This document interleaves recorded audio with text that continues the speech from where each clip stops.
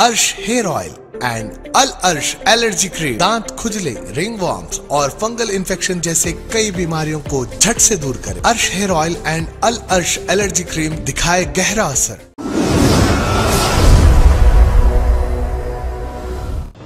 आप सभी का स्वागत है सच न्यूज में। आइए जानते हैं उत्तर प्रदेश और देश की राजधानी से कुछ खास खबरें।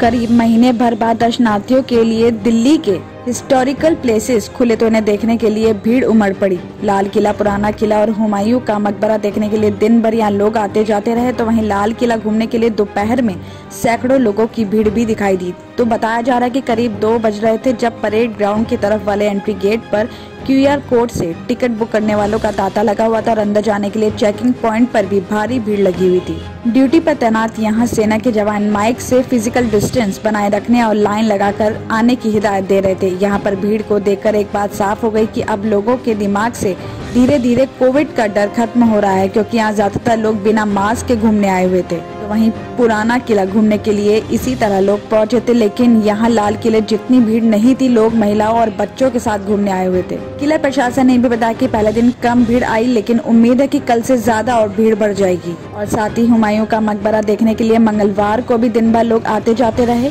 तो मकबरा प्रशासन ने भी बताया कि मकबरे के चारों तरफ साफ सफाई पूरी है। उन्होंने कहा कि जल्द यहाँ और ज्यादा भीड़ आएगी।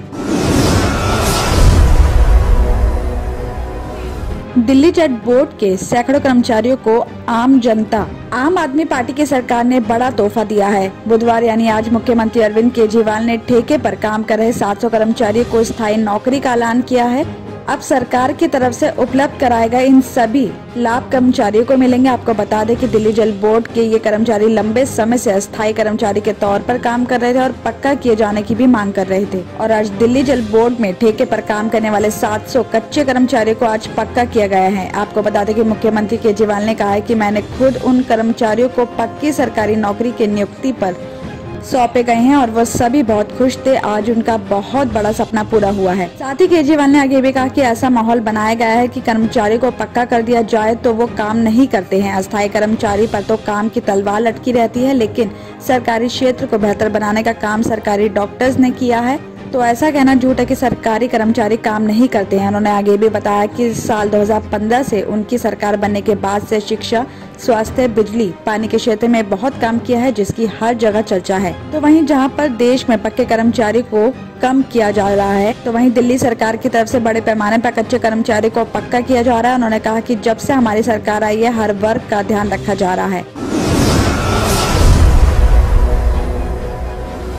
खबर आ रही है कि अहमदाबाद के जेल में बंद नेता अतीक अहमद की पत्नी शाइस्ता परवीन ने AIMIM की तरफ से दिए गए प्रयागराज शहर दक्षिणी विधानसभा के टिकट को ठुकरा कर नामांकन नहीं भरा है। बताया जा रहा है कि शाइस्ता परवीन के इस कदम को AIMIM के लिए बड़ा झटका माना जा रहा है। तो अब इसे लेकर तरह तरह के कयास भी लगाए जा रहे हैं। फिलहाल ना पार्टी की तरफ से और ना ही शाइस्ता परवीन की तरफ से इस पर कोई बयान जारी किया गया है। बताया जा रहा है कि चुनाव लड़ने की पूरी तैयारी के बावजूद शाइस्ता परवीन ने अपना पर्चा नहीं दाखिल किया, तो वहीं इसके साथ ही पर्चा दाखिल करने की तय तारीख भी खत्म हो गई है। तो अब शाइस्ता परवीन के कदम चुनाव लड़ने से पीछे हटने के बाद इस बार यह पहली बार होगा कि अतीक का कोई भी रिश्तेदार प्रयागराज शहर दक्षिणी विधानसभा सीट से चुनाव नहीं लड़ रहा है।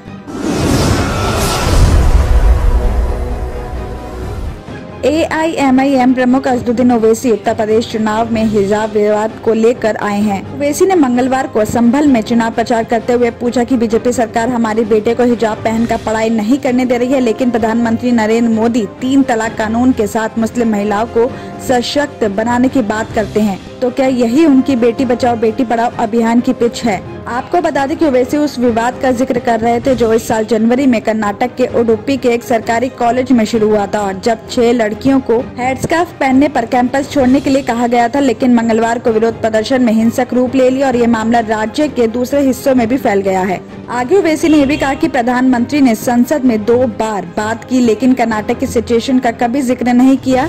राष्ट्रीय आंकड़े बताते हैं कि 3 से 25 साल की उम्र की कई मुस्लिम लड़कियां कभी स्कूल नहीं गई हैं। प्रधानमंत्री उन लोगों के साथ ऐसा कर रहे हैं जो शिक्षित होने की कोशिश कर रहे हैं। क्या ये मजाक नहीं है?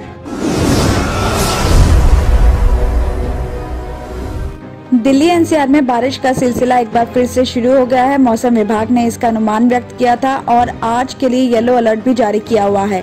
काफी समय से दिल्ली एनसीआर में बारिश रुक रुक कर हो रही है और इसके साथ ही हल्की हवाएं भी चल रही हैं और इससे माहौल में एक बार फिर से ठंडक होने लगी है। आपको बता दें कि राजधानी में पश्चिमी विक्षोभ की सक्रियता का असर मंगलवार को भी देखने को मिला। तो सुबह धूप निकली तो शाम को काले बादल दिल्ली एनसीआर के ऊपर छाए गए। तो वहीं इस बीच कुछ जगहों पर हल्की बारिश भी हुई। तो मौसम विभाग ने अगले 24 घंटे के लिए येलो अलर्ट जारी करते हुए मध्यम स्तर तक की बारिश की संभावना भी जताई है। तो वहीं इसके अगले दिन भी बादल छाए रह सकते हैं। तो येलो अलर्ट इसलिए जारी किया जाता है कि बच्चे और बुजुर्ग अपनी सेहत का ख्याल रखें। साथ ही ये भी अनुमान है कि अधिकतम 22 और न्यूनतम तापमान 13 डिग्री सेल्सियस तक दर्ज किया जा सकता है। तो वहीं पश्चिमी विक्षोभ की सक्रियता खत्म होने के बाद भी अधिकतम और न्यूनतम तापमान में बढ़ोतरी भी होगी। दिल्ली और उत्तर प्रदेश की खबरों में आज इतना ही। बाकी देश भर की और तमाम खबरें जानने के लिए देखते रहिए सच न्यूज।